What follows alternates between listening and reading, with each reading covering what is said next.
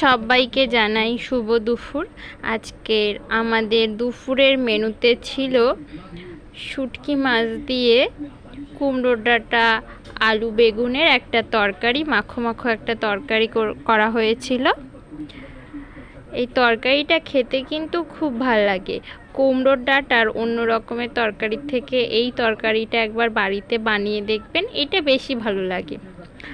আর তার সাথে ছিল ডালের বড়ি দিয়ে, মুসুর ডালের বড়ি দিয়ে মোচা ঘন্ট।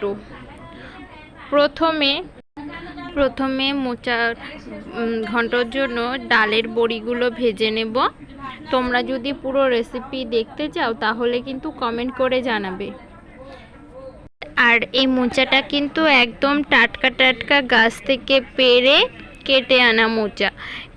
তার জন্য মোচাটা খেতেও কিন্তু খুব ভালো ছিল। আর মোচাটা এত সুন্দর নরম হয়ে গলে গেছে, ডালের বড়ি দিয়ে মোচা খেতে কিন্তু দারুণ লাগে। মোচাটাও রান্না হয়ে গেছে।